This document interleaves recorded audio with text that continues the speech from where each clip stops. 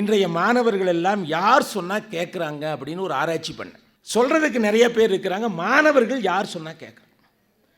தந்தை சொல் மிக்க மந்திரம் இல்லை என்று எழுதிய நாட்டில் அப்பா சொன்னால் கேட்குறானே இல்லையோ, தாயிற் சிறந்ததொரு கோயிலும் இல்லை என்று எழுதிய பூமியில் அம்மா சொன்னால் கேட்குறானே இல்லையோ, எழுத்தறிவித்தவன் இறைவன் என்ற நாட்டில் ஆசிரியர் சொன்னால் கேட்குறாங்க இல்லையோ, இன்றைய மாணவர்களும் இளைஞர்களும் ஒரே ஒரு ஆள் சொன்னால் கேட்குறான். அந்த ஒரு ஆள் யாருன்னா அவன் தான் ஃப்ரெண்டு, நண்பர் என்ன சொல்கிறானோ அதை அப்படியே கேட்குறேன்.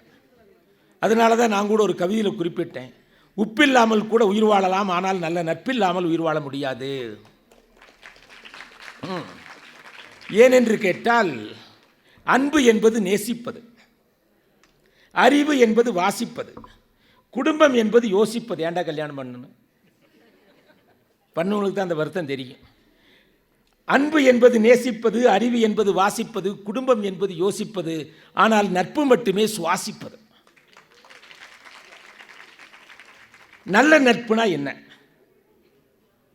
கண்ணீரை துடைப்பவன் அல்ல நல்ல நண்பன், கண்ணீரே வராமல் தடுப்பவன் தான் நல்ல நண்பன்.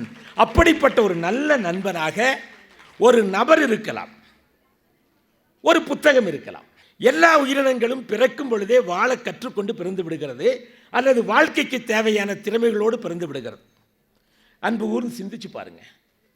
மீன் குஞ்சுகளுக்கெல்லாம் நீந்த தெரியல ஒரு டைம் டேபிளில் போட்டு 1 மணி நேரம் நீங்கள் உப்பு தண்ணியில் நீந்துங்க, 1 மணி நேரம் நல்ல தண்ணியில் நீந்துங்க, லீவில் எல்லாம் போய் ப்ராஜெக்ட் பண்ணி எடுத்துட்டு வாங்க.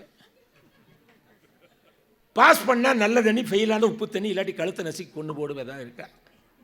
10 குட்டி மீன் போய் நீந்திட்டு இருக்கிற போது பெரிய மீன் போய் சுற்றி இருந்துட்டு, நீ எல்லாம் என்ன நீந்துற, நாங்களும் அந்த காலத்தில் எப்படியெல்லாம் நீந்துறன்னு தெரியுமா? இதைத்தான் என்னுடைய ஒரு புத்தகத்தில் குறிப்பிட்டேன். நீந்த தெரியாத மீன்கள் இல்லை, ஓடத் தெரியாத மான்கள் இல்லை, பாடத் தெரியாத குயில்கள் இல்லை, ஆடத் தெரியாத மயில்கள் இல்லை, ஆனால் வாழத் தெரியாத மனிதர்கள் இருக்கிறார்கள், வாழத் தெரியாமல் இறந்து விடுகிறார்கள். வாழ்வது என்பது ஒரு கலை. வாழத் தெரிந்தவனுக்கு பூமி ஒரு பாதை, படுத்து கிடப்பவனுக்கு பூமி ஒரு பாய். நாம் எழுந்து நடக்கிறோமா பார்க்கிறோம். நிறைய பேர் வந்து பார்த்தா 3 ஆப்பிள்கள் உலகத்தின் தலைவிதியை மாற்றியது. ஒன்று ஆதாம் ஏவாள் சாப்பிட்ட ஆப்பிள், அது ஒரு மித்து. அவங்க மட்டும் அந்த வேலையை செஞ்சுட்டு போயிட்டாங்க, இல்லாட்டி நமக்கு தொந்தரவே இல்லையே சார். அவன் வேக்கில் சாப்பிட்டு போயிட்டான். பழந்தின ஒருத்த பழி சுமக்கிறோம் நம்ம.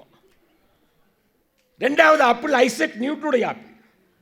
ஆப்பிள் பழம் மேலே இருந்து கீழே விழுந்தது, எல்லாரும் எடுத்து சாப்பிட்டான். ஒருத்த மட்டும் கேட்டால், ஏன்டா இது மேலிருந்து கீழே விழுகுது, ஏன் மேலே போகுதுன்னு கேட்டான். ஐசக் நியூட்டன் புவியீர்ப்பு விசையை கண்டுபிடித்தான். அதற்கு பிறகு விஞ்ஞானத்தில் புரட்சி வெடித்தது, விமானங்கள் பறந்தது. 3வது ஆப்பிள் ஸ்டீவ் ஜாப்ஸுடைய ஆப்பிள் கம்ப்யூட்டர் கார்பரேஷன் உள்ளங்கையில் உலகம் வந்துருச்சு. இந்த உள்ளங்கையில் இந்த ஆப்பிள் வந்த பிறகு அந்த ஆப்பிளுடைய பாருங்க, ஆப்பிளுடைய லோகோ கொஞ்சம் கடிச்ச மாதிரி இருக்கும். அது ஏவாள் கடிச்ச எச் ஆப்பிள் சார், நல்ல ஆப்பிள் போடல. இந்த 3 ஆப்பிள்கள் உலகத்தின் தலைவிதியை மாற்றியதை போல ஒரே ஒரு வார்த்தையில் நம்முடைய வாழ்க்கையை மாற்றிவிடலாம். உற்சாகமாக வாழலாம், மகிழ்ச்சியாக வாழலாம், சந்தோஷமாக இருக்கலாம். 3 ஆப்பிள்கள் உலகத்தின் தலைவிதியை மாற்றியதைப் போல ஒரே ஒரு வார்த்தையில் நம்முடைய வாழ்க்கையை மாற்றிவிடலாம். அந்த வார்த்தை என்ன என்று கேட்டால், இது என்னடா வாழ்க்கை என்று சொல்லாமல், இது என்னோட வாழ்க்கை என்றால் வாழ்க்கை மாறிவிடும். இது என்னடா வாழ்க்கை, என்னோட வாழ்க்கை, ரெண்டுக்கு வித்தியாசம் புரியுதுங்களா? இது என்னோட வாழ்க்கை என்றால் சலிப்பும் விரக்தியும் வரும், இது என்னோட வாழ்க்கை என்றால் உற்சாகம் வரும். என்னோட வாழ்க்கை என்று சொல்லாமல் காலையில் எந்திரிச்சதை நமக்கு நாமே செல்ஃப் மோட்டிவேட் பண்ணிக்கணும். செல்ஃப் மோட்டிவேட் பண்ணிக்கணும். நம்மளை யாராவது மோட்டிவேட் பண்ணல கேட்கல இருக்கக்கூடாது. ஒரு கவிஞன் எழுதுனான், உனக்கு கை கொடுக்க யாரும் இல்லை என்று ஏன் கவலைப்படுகிறாய், எதற்கு இருக்கிறது 2 கைகள், கொடுத்துட்டோடு. யார் யார் ஏன் எதுக்கு எதிர்ப்பு. அப்போ காலையில் எந்திரிச்சது நிறைய பேர்கிட்ட கேட்டேன், ஏன் எந்திரிச்சது என்ன நினைப்பீங்கன்னு நினச்சேன். எல்லாரும் பொதுவாக நினைக்கிறது, ஏண்டா வெடிஞ்சுது. இந்த வெடிகள் தான் நான் கவிஞனானேன். நான் கோவை அரசு கலைக்கல்லூரியில் படித்தேன். அந்த சமயத்தில் இறையன்பவர்கள் அக்ரி யூனிவர்சிட்டியில் படித்தார். அவர் மத்திய அப்போ இருந்தே நாங்கள் நண்பர்கள் மத்தியான வர்றார். அரசு கலைக்கல்லூரியில் கிடைக்கும்போது ஒரு கவிதை பிரபலமாக பேசப்பட்டது. அந்த கவிதை என்ன என்று கேட்டால், இரவிலே வாங்கினோம் இன்னும் விடியவே இல்லை சுதந்திரம். தலைப்பு சுதந்திரம். இரவிலே வாங்கினோம் இன்னும் விடியவே இல்லை. 1947 ஆகஸ்ட் 14-15 நைட்டில் வாங்கின விடியலிங்கிறான். அப்படின்னா நமக்கு ஒன்றும் கிடைக்கலீங்க. இந்த கவிதையை படித்த பிறகு நான் உறங்கவில்லை. இந்த கவிதை என்னை தூண்டி விட்டது. ஏதாவது ஒன்று உங்களை மாற்றும், ஒரு செயல் உங்களை மாற்று. மகாத்மா காந்தி ஒரு செயல் மாற்றியது. மோகன்தாஸ் கரம்சந்த் காந்தி அகமதாபாத் நீதிமன்றத்தில் ஒரு வார்த்தை கூட பேசாமல் அப்படியே நடுக்கி விட்டார். முதல்ல வக்கீலா போனதையும். தென்னாப்பிரிக்காவுக்கு போகிறார்.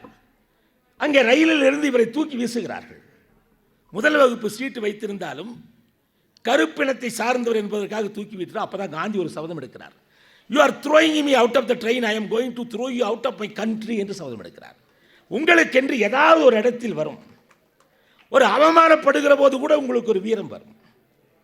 நிறைய பேர் அவமானப்படுத்தினா போய் மூலையில் உட்கார்ந்து அழுவான். நான் அழுக மாட்டேன். என்னை யாராவது அவமானப்படுத்தினா நான் என்னை பார்த்தே கோவப்படுவேன். என்ன கோவப்படுவேன்? இந்த நாயெல்லாம் அவமானப்படுத்துகிற அளவுக்கு நம்ம தரையில் கிடக்கிற மேடானே கோவப்பட்டு எந்திரிச்சு வந்துட்டேன். வேற ஒன்றுமே இல்லை.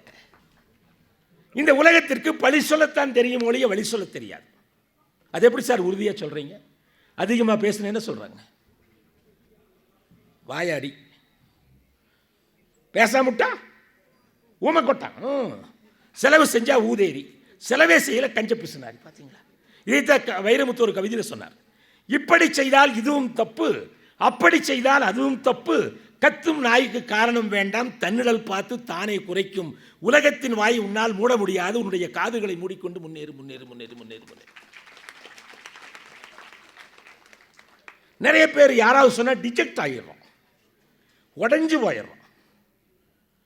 சின்ன சின்ன அதிர்வுகளை எல்லாம் தாங்க முடியாத பொத்தல் குடிசையாக நம்முடைய மனசு இருக்கக்கூடாது.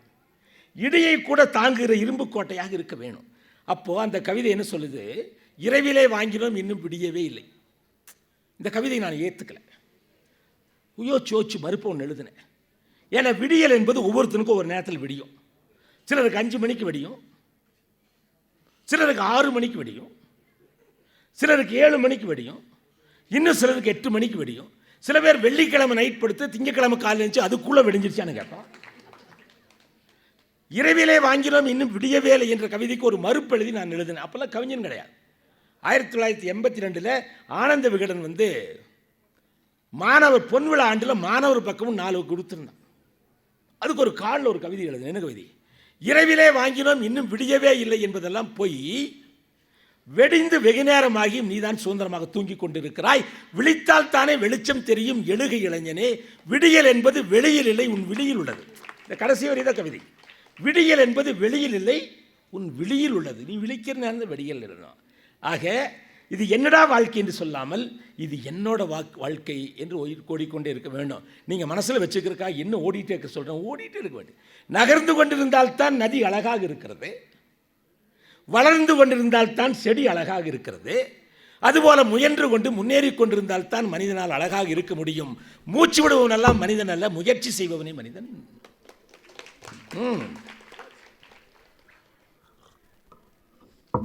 மனசில் வச்சுக்கிறதுக்காக ஒன்று சொல்கிறேன், எப்பவுமே யோசிக்கலாம்.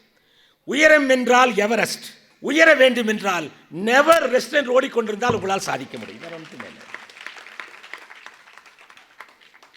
உயரம் என்றால் எவரெஸ்ட், உயர வேண்டும் என்றால் never rest. If you rest you will become rest, then become dust. ஓடிட்டு இருக்க வேண்டியது இருக்குது. நாம் என்ன ஜாதிக்கு பிறந்தோம் என்பது முக்கியம் அல்ல, என்ன சாதிக்க பிறந்தோம் என்பதுதான் முக்கியம். ஏன் சார் சாதிக்கணும்? உலக வரலாற்றை எடுத்து பாருங்க. உலக வரலாற்றில் 2 விதமான மனிதர்கள் இருக்கிறார்கள். ஒன்று வென்றவன், இன்னொருவன் வீழ்ந்தவன். ஜெயிச்சவன் இருக்கிறான், தோத்தவன் இருக்கிறான். வரலாற்றில் வேடிக்கை பார்த்தவன் எந்த வரலாற்றிலும் இல்லை. Don't be a spectator, be a participant. ஓடு ஆடு பண்ணு, என்ன வேணாலும் பண்ணு. ஸ்டூடெண்ட்ஸ் பெரும்பாலும் இன்ஃபீரியாரிட்டி காம்ப்ளெக்ஸ் நிறைய பேருக்கு. இந்த 2 காம்ப்ளெக்ஸ் நமக்கு கெடுதல். Inferiority complex, superiority complex. ஏதாவது ஒரு காம்ப்ளெக்ஸ் வேணா, ஷாப்பிங் காம்ப்ளெக்ஸ் வேணா வச்சுக்கோ. அப்போ ஒரு வாழத் தெரியாத மனிதனை வாழும் மனிதனாக மாற்றக்கூடியதான் கல்வி. புத்தகத்தில் படிப்பது மட்டுமல்ல கல்வி, எங்கு வேணாலும் படிக்கலாம். எல்லாத்துக்கும் அறிவு வேணும், அறிவு வேணும்னு கேட்கணும். அறிவு எங்கிருந்து கிடைக்கும் சார்? பார்த்ததில்ல. ரோலெக்ஸ் அப்படின்னு ஒரு வார்த்தை கண்டுபிடிச்சு. ரோலெக்ஸ் வாட்ச் அல்ல, ரோலெக்ஸ். ஆர்னா ரீடிங், படிப்பது, ஓனா அப்சர்விங் கவனிப்பது, எல்னா லிசனிங் கேட்டல், இஎக்ஸ்னா எக்ஸ்பீரியன்ஸ் அனுபவம். ஒரு புத்தக கண்காட்சிக்கு நான் போயிருந்த சேலத்தில், அங்கே கேட்டேன் எத்தனை பேருக்கு எழுத படிக்க தெரியும்னு எல்லாரும் கை தூக்குனாங்க. நீங்களும் கை தூக்குவீங்க. அப்போ டெய்லி படிப்பீங்களான்னு கேட்டேன். ஏன் சார் படிக்கணும்னு கேட்டார் ஒருத்தர். நம்ம நாட்டில் 3 விதமான கல்வி முறை இருக்குது. எஜுகேஷன் ஃபார் எக்ஸாமினேஷன், பரீட்சை எழுதி மறந்துடுவோம். எஜுகேஷன் ஃபார் எம்ப்ளாய்மெண்ட், வேலைக்கு போனதையும் மறந்துடுறது. எஜுகேஷன் ஃபார் லைஃப், இந்த 3லையும் நம்ம ஜெயிச்சா தான் ஜெயிக்க முடியும். பரீட்சையிலையும் பாஸ் பண்ணணும், வேலைக்கும் போகணும், வாழணும் தெரியணும். ஏன் வாழ்க்கைக்கான கல்வியை எந்த வாத்தியாரும் கற்றுக் கொடுக்கறது இல்லை. நான் ஒரு ஸ்கூல் செக்ரட்டரி. வாழ்க்கைக்கான கல்வி இங்கே இருக்கு பாரு, புத்தகங்களில் இருக்கிறது. புத்தகம் என்பது எவனோ இருந்த தவத்திற்கு நாம் பெறுகிற வரம். கேட்டாங்களா? கேட்டேன். எல்லாருக்கும் நேரம் எங்கே சார் படிக்கிறதுக்கு? நாங்கள் அப்போ நான் சொன்னேன், ஒரு நாளைக்கு ஒரு வரி தான் முடியும் என்றால் ஒரு ஆத்திசூடியை படியுங்கள். ஒரு வரி ஆத்திசூடி, அறம் செய்ய விரும்பினாவே போதும். 2 வரிகள் முடியும் என்றால் ஒரு திருக்குறளை படியுங்கள். ஏன் சார் திருக்குறளை படிக்க சொல்கிறீங்க? அப்துல் கலாம் ஜனாதிபதி ஆனார். அவர் கூட ஒரு 10 வருஷம் நான் ட்ராவல் பண்ணேன். 94லேருந்து 2020 வருஷம். அவரை பற்றி ஒரு புத்தகம் எழுதியிருக்கிறார், உலகோத்தமர் கலாம் என்று. அது ஏறக்குறைய 1,00,000 பிரதிக்கு மேலே வந்துச்சு. அப்துல் கலாம் ஜனாதிபதி ஆனபோது கேட்டாங்க, எந்த மாதிரியான புத்தகத்தை படித்து நீங்கள் இப்படி வந்தீங்க? கலாம் 3 புத்தகத்தை சொல்கிறார் சார், கிடைச்சா படிங்க. 1, வாட்சன் எழுதிய லைட் ஃப்ரம் மெனி லேம்ப்ஸ் என்ற ஆங்கில புத்தகம், அது தமிழில் வந்திருக்கு. உலக சித்தாந்தங்களின் உள்ளடக்கம், அது எங்கே எடுத்தாலும் சரி வெடிக்காது. சிறந்த புத்தகம்னா இதுனா, நீ புரட்டி புரட்டி படிப்பதில் சிறந்த புத்தகம். நீ படிக்கிற பொழுது எது உன்னை புரட்டி புரட்டி போடுகுதோ அதுதான் சிறந்த புத்தகம். இதை படித்த சார் வந்த சார்னு இருக்கணும். வாட்சன் எழுதிய லைட் ஃப்ரம் மெனி லேம்ப்ஸ் என்ற ஆங்கில புத்தகம். 2வது புத்தகம் சொல்கிறாரு, கேரல் எழுதிய த மேன் அன்னோன் என்ற தத்துவ புத்தகம். இந்த 2 புத்தகங்களுக்கு மேலாக நான் திருக்குறளை திரும்ப படித்தேன். அதனால் ஒரு படகோட்டியின் மகன் பாரத குடியரசுத் தலைவர் ஆக முடியும் என்று 2002 அவர் ஜனாதிபதி ஆன போது சொல்கிறார். பத்திரிகையில் வந்தது. உடனே பத்திரிகையாளர் கேட்குறாங்க, 1330 குறளில் உங்களை உசுமிப்பட்ட திருக்குறள் எது? உங்கள் நெஞ்சில் நெருப்பூட்டிய திருக்குறள் எதுன்னு கேட்குறாங்க. நெஞ்சில் ஒரு ஃபயர் இருக்கணும். மோஸ்ட்லி டாக்டர்ஸ் இருக்கிறீங்க, நான் கம்பெனி எங்கிட்ட 6000 பேர் வேலை செய்கிறாங்க. நான் என்ன சொல்லுவேன், if you don't have fire in you I will fire you அப்படின்னு. நெருப்பு இருக்கணும் சார். உண்டு களைத்து ஊர்க்கதை வேசி துண்டு விரித்து தூங்குறக்கா நான் இங்கே வந்திருக்கேன். 1000 கனவுகளோடு நாம் இருக்கிறோம். மகாகவி பாரதி கேட்கிறார், தேடி சோறு நிதம் தின்று சோத்துக்கு அங்கெங்கி அலைஞ்சு, சின்னம் சிறுகதைகள் பேசி மனம் வாடி துன்பமே உழன்று, பிறர் வாட பல செயல்கள் செய்து நரைகூடி கிளப்புறவு மெய்தி, பின் பெரும் கூற்றுக்கு இறையனம் ஆகுவேன் என்று நினைத்தாயா? கூற்றுனா யமன், யமனுக்கு நான் சாவன் நினைச்சியா? நல்லதோர் வீணை செய்து அதை நலங்கிட புழுதியில் எரிகலாமோ? சொல்லடி சிவசக்தி என்னை சுடர்மிகு அறிவுடன் படைத்து விட்டாய் என்று சிவசக்தியிடமே போய் கேட்க. பாரதியார் சொல்ற, கல்வி சிறந்த தமிழ்நாடு, புகழ் கம்பன் பிறந்த தமிழ்நாடு, வள்ளுவன் தன்னை உலகினுக்கு தந்து வான்புகள் கொண்ட தமிழ்நாடு. கலாம் கிட்ட கேட்டாங்க, எந்த திருக்குறள் உங்களை தூண்டி விட்டுச்சு? கலாம் சொன்னார், 666வது திருக்குறள். 1வது திருக்குறளை தவிர மற்ற எந்த குறளையும் நம்ம என்னோட படிக்கிறது இல்லை. 1வது திருக்குறள் மட்டும் என்னோட படிச்சிருக்கோம். கரெக்டாக சொல்கிறாரே, வெரி குட். கடைசி குறளையும் போய் படிங்க, அது நல்லா இருக்கு. 666வது திருக்குறள் என்ன சொல்லுது? எண்ணிய எண்ணியாங்க இதுவர் எண்ணிய திண்ணீராக பெறின். நினைச்சபடி அடைய முடியும். உனக்கு நெஞ்சில் உரம் இருக்கணும். தோல்விகள் வரும், விமர்சனங்கள் வரும், பதட்டம் வரும், இதெல்லாம் தாண்டி தான் ஜெயிக்கணும். வெற்றி என்பது தானாக வருவதில்லை, அது வியர்வை துளிகளின் விளைச்சல். படுத்து கிடக்கிற சோம்பேறிக்கு பகல் கூட இரவுதான். எழுந்து நடப்பவனுக்கு திரும்ப திசையெல்லாம் கிழக்குத்தான். ஒரு உத்வேகம் இருக்கணும். எப்படி சார் இப்படி வந்தேன்? என்னை பற்றி முக்கியமான சொல்லாமல் போயிட்டார். நான் ஒரு ஏழை விவசாயியின் மகன், ஃபர்ஸ்ட் ஜென்ரேஷன் லேர்னர். எங்கள் அப்பாவில் பெரிய படிப்பாளி கிடையாது, சின்ன விவசாயி. நான் தான் எங்கள் ஊரில் இருந்த ஃபர்ஸ்ட் ஜென்ரேஷன் லேர்னர். எங்கள் அப்பா என்ன பண்ணார், டெய்லி ஒரு காலண்டரை கிழிக்க சொன்னார். வருமா, டெய்லி காலண்டரை கிழிச்சிரு தம்பினார். அது 7 மணிக்கு கிழிப்பேன், 8 மணிக்கு படு சோம்பேறியாக இருந்தேன். அப்படி தான் இருந்தேன். நான் என்னை உடைச்சிட்டு வெளியே வந்தேன். ஏன் சார்னா, ஒரு கவிதை ஒன்று சொன்னேன். உள்ளிருந்து உடைத்தால் ஜனனம், வெளியிலிருந்து உடைத்தால் மரணம். ஒரு கோழி முட்டை இருக்கிறது, உள்ளே இருந்து உடைத்துக்கொண்டு வெளியே வந்தால் குஞ்சு வெளியே வருது. வெளியிலிருந்து யாராவது உடைச்சு ஆம்லெட் போடலாம், அப்பாயில் போடலாம், அப்படியே குடிக்கலாம். அதுபோல உன்னை உடைத்துக்கொண்டு நீ தான் வெளியே வர வேண்டும். ஆசிரியர்களால் ஒன்றும் பண்ண முடியாது, ஒன்றும் பண்ண, நீ உன்னை உடைச்சிட்டு வா. தாயிடமிருந்து பிறந்தது முதல் பிறப்பு, உன்னிடமிருந்து ஒரு சாதனையாளன் பிறக்க வேண்டும், அது இரண்டாவது பிறப்பு. நித்தம் தவம் இருக்க வேண்டும். ஆக இந்த கவிதை தான் சொல்கிறேன். என்ன, எண்ணிய எண்ணியாங்க இதுவர் எண்ணிய திண்ணீராக பெரியன் அப்படின்னு கேட்குறேன். சோம்பேறிகள் யோசிப்பான், நினைப்பான், 10 நாளில் காணாமல் போயிடும். எவரெஸ்ட் சிகரத்தை முதல் ஏறினவன் யாரு என்று கேட்டால் தெரியாது என்று தான் பதில் வரும். டென்சிங், ஞாபகம் வச்சுக்கோங்க. டென்ஷன் ஆகுறீங்களா? டென்சிங் என்ன பண்ணிட்டு இருந்தானா, he was a porter at the foothills of, அங்கே ஃபுட்ஹில்ஸில் ஒரு போர்ட்டர் மூட்டை தூக்கிட்டு போய் கொடுப்பான். யாக்கெருமைகளை மேய்ப்பான். தடையெல்லாம் தொங்கு பாருங்க, யாக்கெருமின்னு போடும். அதை மேய்ச்சிட்டு இருந்தான். எல்லாரும் வந்தவனெல்லாம் எவரெஸ்ட் ஏறா போய் 10 வழியில் வந்துடுவான். ஒரு நாள் இவனே எவரெஸ்ட் சிகரத்தை பார்த்து சவால் விடுறான். எவரெஸ்ட் சிகரமே, உலகத்திலேயே சிறந்த சிகரம் என்று நீ உயர்ந்த சிகரம் என்று கர்வம் கொள்ளாதே. ஒரு நாள் என்னுடைய கால்களால் உன்னுடைய தலையை மிதிக்க போகிறேன் பாரு. எப்படி மிதிப்பேன் என்று நீ நினைக்கிறாயா? நீ உயிரற்ற ஜடம், நான் உயிருள்ள மனிதன். நான் ஒவ்வொரு நாளும் முயற்சியால், தன்னம்பிக்கையால், உழைப்பால் உயர்ந்து கொண்டே இருக்கிறேன் என்று சொன்ன டென்சிங் ஒரு நாள் எவரெஸ்ட் சிகரத்தை ஏறான். அப்போல்லாம் சிலிண்டர் வச்சு தேடும். கூட எட்மண்ட் ஹில்லரி போகிறான். இந்த காட்சி மனக்கண்ணால் பாருங்கள். இன்னும் 100 அடிகள் போனால் உச்சியை தொட்டு விடலாம் என்ற நிலையில் கூட வந்த எட்மண்ட் ஹில்லரி சொல்கிறார், டென்சிங் வா, இறங்கி போயிடலாம். ஏண்டா, பின்னால் இருக்கக்கூடிய சிலிண்டரில் ஆக்சிஜன் தீர்ந்ததை போல நான் உணர்கிறேன் அப்படிங்கிறான். அதுக்கு டென்சிங் ஒரு வார்த்தை சொல்லியிருக்கான். இமயத்து புலின்னு ஒரு புக் இருக்குது, அதில் படிங்க. டென்சிங் ஒரு வார்த்தை சொல்கிறான், பின்னால் இருக்கக்கூடிய சிலிண்டரில் ஆக்சிஜன் இருக்கிறதுன்னு சொன்னால் எவரெஸ்ட் சிகரத்தை தொட்ட முதல் மனிதன் என்று பெயர் எடுப்பேன், இல்லாவிட்டால் இங்கே செத்த மனிதன் என்று பெயர் எடுப்பேன், இறங்கி வர மாட்டேன். அதுதான் வைராக்கியம். அந்த வைராக்கியம் உங்களுக்கு இருக்கிறதா?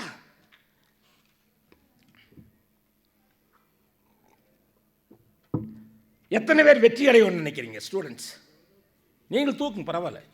நீ எல்லாம் நானே ஸ்டூடெண்ட்டு. Students continuous.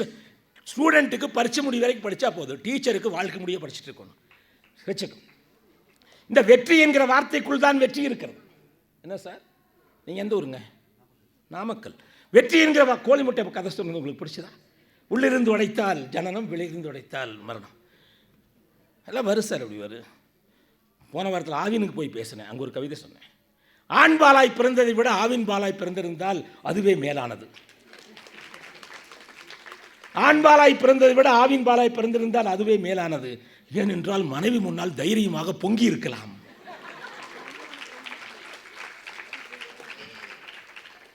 பொங்க வச்சுட்டாங்க பிறகு. சரியா? உள்ளிருந்து உடைத்தால் ஜனனம், வெளியிருந்து உடைத்தால் மரணம். ஒரு கோழி முட்டை. எவரெஸ்ட் சிகரத்தில் அவன் சொன்ன வார்த்தை சொல்கிறான் பாரு, டிட்டர்மினேஷன். மாணவர்கள்லாம் வெற்றினா கை தூக்கினீங்க. வெற்றி என்கிற வார்த்தைக்குள் தான் வெற்றி இருக்கிறது. வெற்றி என்று எழுதிவிட்டு இற்றை அடியுங்கள். என்ன வெறி இருக்கிறவன் ஜெயிப்பான், பாக்கி பேர் ஜெயிக்க மாட்டான். அதற்கென்று ஒரு வெறி இருக்க வேணும். அந்த காலத்திலே குமரகுருபர் ஒரு பாட்டில் சொல்லியிருக்கார், அழகான பாட்டு, எல்லாரும் அதை மனப்பாடம் பண்ணலாம். மெய் வருத்தம் பாரார், பசி நோக்கார், கண் துஞ்சார். அடுத்தது சரி, அவ்வளோதான் படிச்சிருக்காரு, பரவாயில்ல, ஃபுல்லாக கேளுங்க.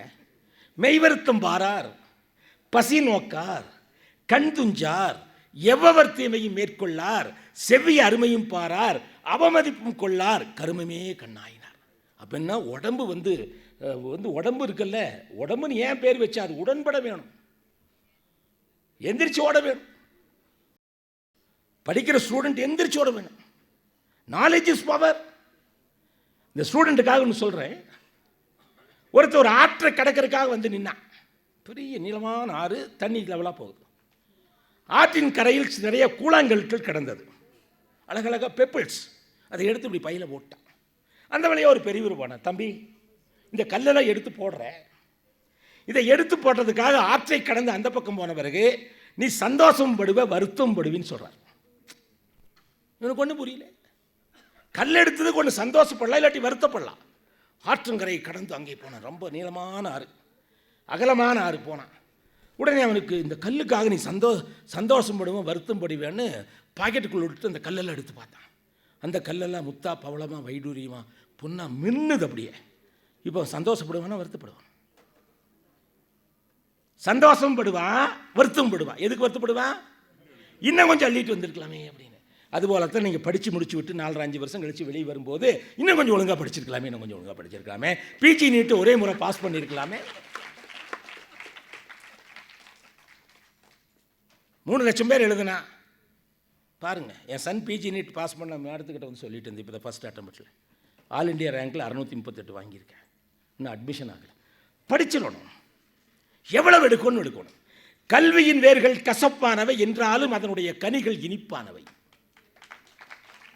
அப்துல் கலாம் அந்த திருக்குறள் சொன்னாரா? கவிதாசனா எனக்கு பிடித்த திருக்குறள் 391. ஈஸி தான், சொல்லிடுங்க மேடம். 391. ஆனால் அந்த குறள் தெரியும், நம்பர் தெரியாது. எந்த ஊருக்கு போகிறது தெரியும், பஸ் நம்பர் தெரியாது. அவ்வளவு வேற ஒன்று. இந்த 631வது குறள் கல்வி என்கிற அதிகாரத்தில் வரக்கூடிய முதல் குறள். ஏன்னா இந்த குறளுடைய சிறப்பு என்னன்னா, தமிழில் 2 வகையான எழுத்து இருக்கு. துணைக்கால் இருப்பது, துணைக்கால் இல்லாதது. நடு என்றால் கால் இல்லை, நாடுனா கால், தாய்னா கால். அந்த துணைக்கால் ஒத்த கால் போடுறோமல்ல அது. இந்த 391வது திருக்குறளில் வள்ளுவர் துணைக்கால்களை இல்லாத தனி எழுத்தை கொண்டு எழுதியிருக்கார். அது என்ன குறள் என்று கேட்டால், கற்க. சொல்லுங்க, தண்ணி குடிக்க வரைக்கும். Very good. கற்க, கால் இருக்கா? கசடர கற்பவை கற்ற பின்னிற்க அதற்கு தக. எதற்காக வள்ளுவர் துணைக்கால்களை இல்லாத தனி எழுத்து கொண்டு இந்த திருக்குறளை உருவாக்கி இருக்கிறார் என்று சிந்தித்து பார்த்தால் ஒரு உண்மை புலப்படும். நீ கற்க வேண்டியவற்றை கற்று அதன்படி வாழ்ந்தால் யாருடைய காலும் துணைக்காலாக தேவையில்லை. உன் சொந்த காலில் நிற்கலாம். உன் சொந்த காலில் நிற்க முடியுமா? கல்வி தான், வேற ஒண்ணுமே இல்லை. ஒரு படகோட்டியின் மகன் பாரத குடியரசுத் தலைவர், கல்வி தான், வேற ஒண்ணுமே இல்லை. பரம்பரை வேண்டாம், எனக்கு வாரிசுகள் வேண்டாம், யாரும் வேண்டாம், ஒருத்தரும் இல்லாமல் உயரத்துக்கு வர முடியும். அதுதான் கல்வி. ஒற்றை சிறகிலும் உயர பறக்கலாம், அதுதான் கல்வி. அந்த சேலத்தில் போய் கேட்டனல்ல, படிப்பீங்களான்னு. எல்லாருக்கும் படிக்கிற நேரம் இல்லைனா, அதான் ஒரு முடினா ஆத்திசூடி, 2 வரினா திருக்குறள். ஏதோ ஒரு திருக்குறள் எடுத்து படிங்க. நான் திருக்குறளுக்கு புரை எழுதிட்டு இருக்கிறேன், அதனால அதை படிக்க சொல்கிறேன். வேறு விதமாக பார்க்கறது. இப்போ ஒரு திருக்குறளுக்கு ஒரு வேறு உரம் கொடுத்துருக்கேன் டாக்டர். தோன்றிட்டு புகழோடு தோன்றி அக்குதலால் தோன்றிட்டு தோன்றாமே நன்றினார். அப்படின்னா எங்கள் வாத்தியார் என்ன சொல்லிக் கொடுத்தா, பிறந்தா புகழோட போய் இல்லாட்டி பிறக்காதேங்கிறார். நான் பிறக்கிறத நான் நிறுத்த முடியுமா? எங்கள் கையிலே இருக்குது. புகழோட யாருனால பிறக்க முடியும்? ராஜாவுடைய குழந்தை வேணால் புகழோட பிறக்கலாம், புரிஞ்சுதா? இயேசுநாதர் பிறக்கும் பொழுது ஸ்டார்லாம் காட்டுச்சுன்னு, இதெல்லாம் அவங்களுக்கு இருக்குது. எனக்கெல்லாம் சாதாரண பிறவி. நான் சாதாரண பிறவி எழுதினேன். பிறப்பு தரித்திரமாக இருந்தாலும் இறப்பு சரித்திரமாக இருக்க வேண்டும் அப்படின்னு. அதுதான் என்னுடையது. விதைத்த இடத்தில் முளைத்தவன் அல்ல நான், வீழ்ந்த இடத்தில் முளைத்தவன். எந்த இடத்துல வேணாலும் நீ வரலாம். வாழ்க்கை என்பது பூச்சியம். எந்த இடத்துல வேணாலும் பூச்சியத்தை போடலாம். இங்கிருந்து ஆரம்பிக்க வேணாதான் இருக்கா? டாக்டர் வி வெங்கடசாமி, அவர் தான் அரவிந்த் ஐ ஹாஸ்பிட்டல். அவர் ஆரம்பித்தார். 30 வருஷம் கவர்மெண்ட்டில் சர்வீஸ் பண்ணி எந்த பிரயோஜனம் இல்லை. அவர் ஆரம்பித்து இப்போ எல்லா பக்கம் போகுது. எல்லாத்தையும் படிங்க, வரலாறுகளை படிங்க, அப்போ தான் படிக்க முடியும். அப்போது இந்த காலண்டர் கிழிச்சிட்டு இருந்தேன். டெய்லி காலண்டர் கிழிச்சிட்டு இருந்தேன். ஒரு நாள் காலண்டர் கிழிக்கும் போது காலண்டர் எங்கிட்ட பேசிச்சு. காலண்டர் பேசுமா சார்? பேசும். எங்கிட்ட என்ன கேட்டுச்சு தெரியுமா?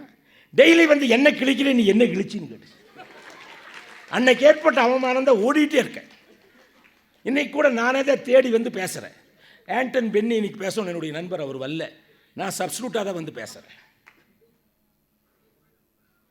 ஆக நமக்கு ஒரு வைராக்கியம் வேணும் சார், வைராக்கியம் வேணும்.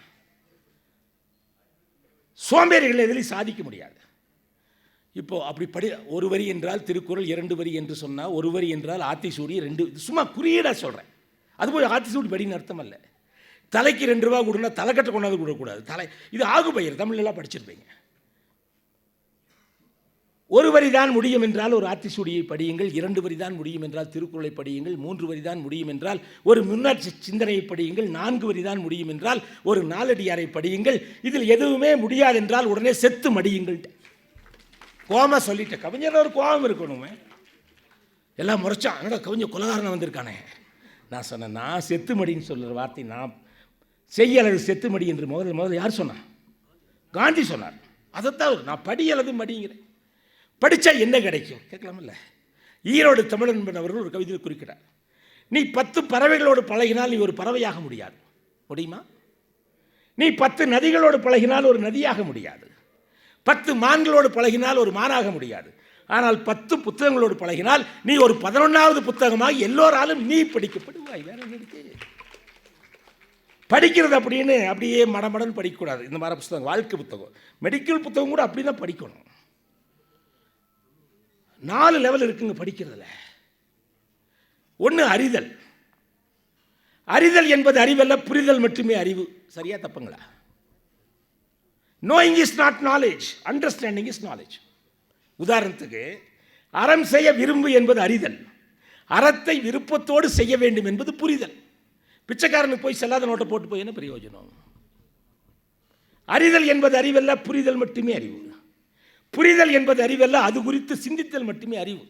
மலைத்துளி மேலிருந்து கீழே விழுகுது, அது சூடான தோசைக்கல் மேலே விழுந்தால் சொய் சொயின்னு ஆவியாக போகுது, நிலத்தில் விழுந்தால் ஆறா போகுது, சிற்பிக்குள் விழுந்தால் முத்தா மாறுது. அந்த படித்த அறிவு சிற்பிக்குள் உள்ள கருத்து போல மனசுக்குள் விழுந்து சுத்தணும். இது என்னன்னு ஏற்றுக்கணும். வள்ளுவர் சொன்னார், எப்பொருள் யார் யார் வாய் கேட்பினும் அப்பொருள் மெய்ப்பொருள் காண்பது அறிவினார்.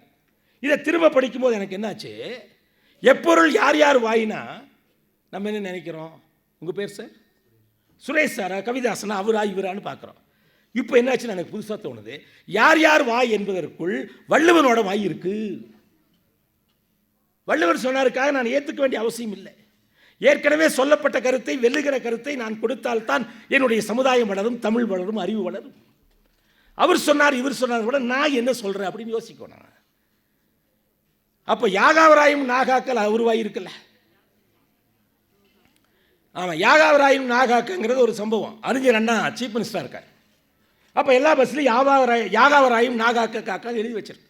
உடனே எதிர்கட்சிக்காரங்க கேட்குறாங்க, மாண்புமிகு முதல்வர் அவர்கள், அண்ணா அவர்களே, யாகாவராயும் நாகாக்க காவாக்கால் சோகாப்பர் சொல்லுக்கப்பட்டு என்று எழுதியிருக்கிற திருக்குறள் யாருக்காக எழுதியிருக்கிறீங்க? கண்டக்டர் டிரைவருக்கா, பயணிகளுக்கா? விடாம்பாரு. சிக்கல் இல்லாமல் சிக்கல் எடுத்தால் தான் நம்ம சிக்காமல் தப்பிச்சுக்குவோம்.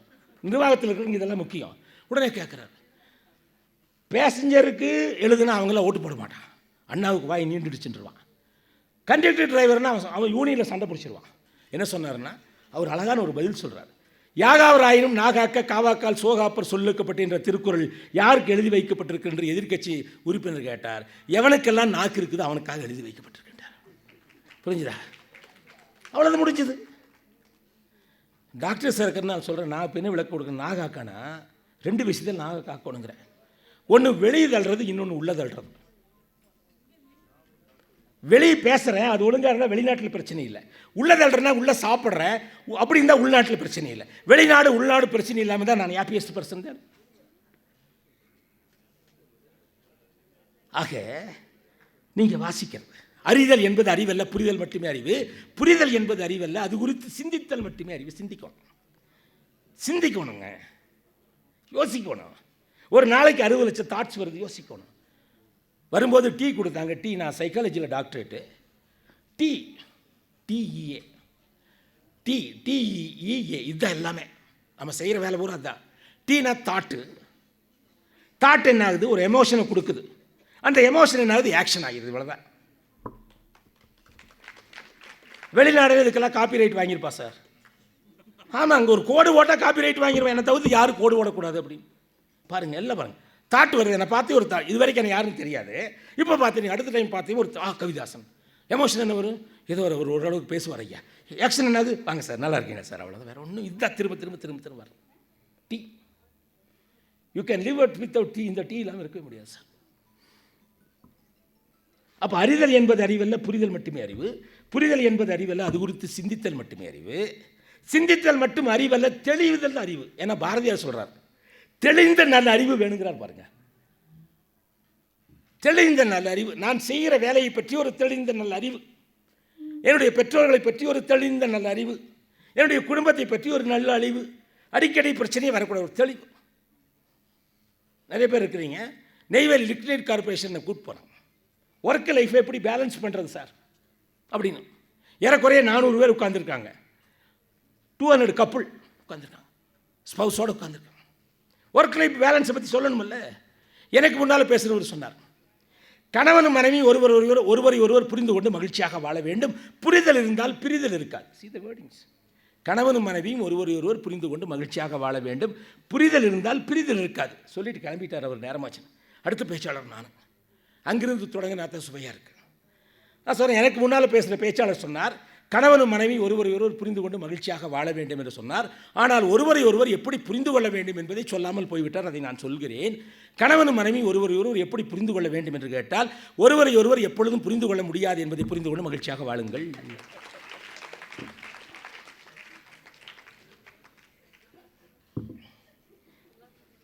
Understand that you can't understand. அது எதுக்கு போய் அந்த வேலை செஞ்சுட்டு? நிஜந்தாங்க. உடனே கேட்டேன், அந்த கூட்டத்தில் கேட்டேன். அப்போ கல்யாணம் ஆனால் சண்டை சச்சரவு வரத்தான் செய்யும். நானும் கூட சண்டை சச்சரவு ஈடுபட்டிருக்கிறேன். இது சண்டை கல்யாணமாகி சண்டையே இது வரைக்கும் ஒரு டைம் தான் போட்டால், அதுக்கு பிறகு போடவே இல்லைங்கிறால் கை தூக்கினேன். பின்னால் ஒரு கப்பல் கை தூக்கிட்டு இருந்தாங்க. நேராக போய் எனக்கு போட்ட சால்வி கொண்டு அவங்களுக்கு போடலான்னு போனேன். சார், கல்யாணமாகி பார்த்தா 25 வருஷம் ஆன மாதிரி தெரியுது, ஒரு டைமுக்கு மேலே சண்டை போடலன்னு நீங்கள் தான் சார் தெய்வம் அப்படின்னு. கொஞ்சம் கம்மில் இருங்க சார், அப்போ ஆரம்பித்த சண்டை இன்னும் முடியவே இல்லை அப்படின்ட்டார். அவர் சம்சாரம் உட்கார ஐயான்னு கையை பிடிச்சிருக்குவார். முடிஞ்சுதான். அது வாழ்க்கையை அணுக தெரியும். வாழ்க்கை எப்படி அப்ரோச் பண்ணுறது முடியும். சரி, இன்னும் 2 நிமிஷத்தில் முடிச்சிடலாம். நேரம் ஆயிடுச்சாட்டு. நேரம் ஆயிடுச்சுங்களா? சொல்லுங்க, முடிச்சிடலாம். பசிக்கு போகணுமில்ல, வயிற்றுக்கு சரி. இது வரைக்கும் நிறைய மேடையில் பேசியிருக்கிறேங்க. ஆனால் நிறுத்தங்கன்னு சீட்டு வாங்கினதே. போன வாரம் ஈரோட்டில் வாங்கிட்டேன். ஒரு கல்யாண கூட்டத்தில் போய் பேசுகிற சம்பந்தி விருந்து. சம்பந்தின்னு சொல்லணும், சம்பந்தி. சில பேர் சம்பந்தின்னு போடுவோம். மந்தினா குரங்கு. அவங்க எப்படி இருக்காங்க அப்படி போட்டுக்குவாங்க. வந்து பத்திரிக்கை எடுத்து பாருங்கள். சம்பந்தின்னு போட்டிருக்கானா சம்பந்தின்னு போட்டிருக்கான்னு பாருங்கள். சம்பந்தினா சமபந்தி. சரிங்களா? அந்த கல்யாண கூட்டத்தில் பேசிகிட்டு இருக்கிறேன். என்னை கூட்டு போனார். Announcement? 1 second. 8 years I'm doing social work for the public. The police department is not supporting me. 1 second. Look, you know about me. Give respect to them, okay? One second. Sir, I give this to you. 1 second. 1 second, sir. 1 second. Please. Sir, India full நான் போயிட்டு இருக்கேன். Kaviyarasan sir, sorry. Okay, you go. Sir, வாங்க. 1 second, sir.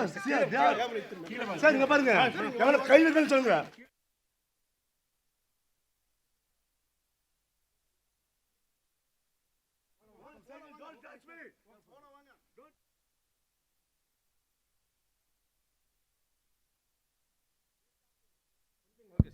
சரி, அங்கே பேசிட்டு இருக்கிறேன். இந்த மாதிரி ஒரு பிரச்சனை. என்ன பிரச்சனை? பேச்சை நிறுத்துங்கிற ஒரு பிரச்சனை. இன்னொன்று பேச்சை நிறுத்தாதீங்கன்னு பிரச்சனை. பேச்சை நிறுத்தாதீங்கன்னு வந்து ஒரு சீட்டை கொடுத்தாரு. இது மாதிரி அதை எடுத்து பார்த்தேன். சார், பேச்சை மட்டும் நிறுத்திடாதீங்க, இன்னும் கொஞ்சம் நேரம் எழுங்க, சாம்பார் ரெடி ஆகலின்னு எழுதி கொடுத்துட்டேன். அதான் நான் வாங்கினது. ஆக விட்டுருங்க, அவர் இருக்கட்டே. அண்ணா விட்டுருங்க, அவர் விட்டுருங்க. நீங்கள் பக்கத்தில் வேணா உட்காந்துக்குங்க. லீவிகம் அண்ட் லிசன். சரி, அடுத்த கேள்வி கேட்குறேன். எத்தனை பேர் கொசு அடிச்சிருக்கிறீங்க? கொசு அடிச்சிங்களா? கொலை செய்யாத ஆளுக்கு யாருமே இருக்க மாட்டோம். எல்லாம் கொசு அடிச்சிருக்கீங்களா? நானும் கொசு அடித்தேன். கொசு அடிச்சதே ஒரு கவிதை அடித்தேன். என்ன கவிதைனா பாருங்கள். அந்த கொசு அடித்த சம்பவம் எல்லாத்துக்கும் வந்திருக்கு, எனக்கு வந்துச்சு. என்ன கவிதைனா, சாகும்போது கூட கைதட்டல் வாங்குகிறது கொசு. கேவலம். ஒரு கொசுவே கைதட்டல் வாங்கிட்டு சாகுது. அப்போ நீ மனுஷன் உண்டு கழித்து ஊர்க்கடை வேசி துண்டு விரித்து தூங்க போறியா? நீங்க வேற என்ன? இப்போ வாழ்க்கையில் வெற்றி அடையிருக்கு, விளையாட்டு போட்டியில் வெற்றி அடையிருக்கு ஒரு வித்தியாசம் இருக்கு.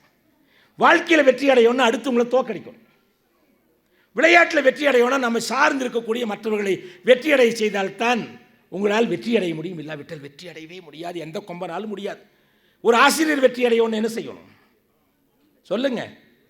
மாணவர்களை வெற்றி அடைய செய்ய வேணும். கரெக்ட். மருத்துவர் வெற்றி அடையணும்னு என்ன செய்யணும் சொல்லுங்க? நோயாளிகளை குணப்படுத்தி வீட்டுக்கு அனுப்பணும். பாருங்க, சிரிக்கிறாங்க. நான் பொறுப்பில்லை. ஆமாம், டாக்டர் இருந்தால் டாக்டருக்கு ஒரு ஜோக் சொன்னா தானே. ஒரு ஆப்ரேஷன் தியேட்டரில் ஒரு பேஷண்ட் எடுத்துகிட்டு போகிறாங்க. பேஷண்ட் அலைவில் இருக்கார். ஒரு மாலை தொங்குது பேஷண்ட்டுக்கு இந்த ஆப்ரேஷன் தியேட்டரில். அந்த பேஷண்ட் கொஞ்சம் பயந்துட்டு கேட்குறாரு, என்ன டாக்டர் ஒரு மாலை தொங்குது உங்களுக்கா எனக்கா? ஆப்ரேஷன் முடிவு செய்ய அமைதியாயிரும். அடுத்தவர்களை நாம் வாழ வைக்க வேணும். ஒரு எழுத்தாளன் வெற்றி அடையணும்னா வாசகர்களை வெற்றியடை செய்ய வேணும். ஒரு நிறுவனம் வெற்றி அடையணும், அங்கே பணியாற்றக்கூடியவர்கள் வெற்றியடை செய்ய வேணும். பணியாளர்கள் வெற்றி அடைய வேண்டும் என்றால் அந்த நிறுவனத்தை வெற்றியடை செய்ய வேண்டும். நான் எனக்கல்ல, ஒரு மாம்பழம் பழுப்பது அதற்காகவல்ல, மாடு பால் கறப்பது அதற்காகவல்ல. அதுபோலும் மனிதன் உழைப்பதும் வாழ்வதும் மற்றவர்களை வாழ வைப்பதற்காகத்தான். தனக்காக வாழுகிறவன் உயிருள்ளவரை மட்டும் வாழுகிறான், பிறருக்காக வாழுகிறவன் உலகம் உள்ளவரை வாழுகிறான். தடம் பார்த்து நடப்பவன் மனிதன், தடம் பதித்து நடப்பவன் மாமனிதன். 5 ஆண்டுகளுக்கு 10 ஆண்டுகளுக்கு ஏதாவது செய்யுங்க. எப்பவுமே நம்ம பாவம் நினைக்காதீங்க, தன்னம்பிக்கையோடு இருங்க. தன்னம்பிக்கை வேணா 3 குணம் வேணும். ஒன்று, நம்முடைய வாழ்க்கைக்கு நம்ம பொறுப்பெடுக்கணும். This is my life, I will make it great, நீங்கள் தான். 2வது, அறிவு வளர்த்து கொண்டே இருக்க வேண்டும். 3வது, சுய பச்சாதாபம் கூடாது. சுய பச்சாதாபம் என்ன? சில பேர் கண்ணாடிக்கு முன்னால் நிச்சா இதெல்லாம் ஒரு மூஞ்சியா, எனக்கு என்ன பிடிக்கல, என்னவே எனக்கு பிடிக்கல, அவனுக்கு பிடிக்குது. தயவு செஞ்சு அப்படி சொல்லாதீங்க. தாஜ்மஹால் உலக அதிசயங்கிறோம். எதனால? காதல் சின்னத்துக்கல்ல, உலகத்தில் அதை போல் வேறு எதுவும் இல்லை. அதே மாதிரி தாஜ்மஹால் ஊட்டியில் ஒன்று இருக்குது, நாமக்கல்ல ஒன்று இருக்குது, இல்லைங்களா, கரூரில் ஒன்று இருக்குது, எங்கள் ஊரில் ஒன்று இருந்தால் என்ன சொல்லுவீங்க? என்ன சார் கதை விடுறீங்க, எங்கள் ஊரில் இது போல் ஒன்று இருக்குன்னா? உலக அதிசயம்னா ஒன்றை போல இன்னொன்று இல்லை என்றால் அது உலக அதிசயம். அன்பு ஊரும் சிந்தித்து பாருங்கள், உலகத்தில் இருக்கக்கூடிய 800 கோடி பேரில் உன்னை போல என்னை போல வேறு யாராவது இருக்கிறார்களா? ஆகவே நாம் எல்லாம் ஒரு உலக அதிசயம் தான். காலையில் படுக்கையில் எந்திரிக்கும் போதே ஒரு உலக அதிசயம் எந்திரிச்சிட்டா. ஆமாம், சடைச்சிக்காத. உங்கள் அம்மா போய், அம்மா நீ ஒரு உலக அதிசயமா, என்னடா கண்ணா வேணும்? ரெட்டை குழந்தை ஒன்று போல் இருப்பாங்க, ரிசம்பிள்ஸ், ஆனால் 2 பேர் ஒன்றும் இல்லை. கண்ணெல்லாம் எடுத்து தனித்தனியாக எடுக்கிறோமே, அவங்க சிந்தனை வேறையாக இருக்குல்ல. உலகத்தில் 7 பேர் இருக்கான்னு சொல்கிறேன், நீங்கள் கேட்டீங்களா மேடம்? 7 பேர். நான் ஒருத்தர் இருந்தால் இந்த உலக உறுப்பில் 7 பேர் இருந்தால் என்ன ஆயிருக்குன்னு நினச்சிப்பேன். உன்ன மாதிரி யாருமே கிடையாது. நீயே ஒரு எரிமலை என்பதை மறந்து விட்டு அனலுக்காக ஏன் அலைகிறாய்? தன்னம்பிக்கையோடு எழுந்து நின்றால் இமயம் கூட உனக்கு இடுப்பளவுதான். நன்றி, வணக்கம், வாழ்த்து.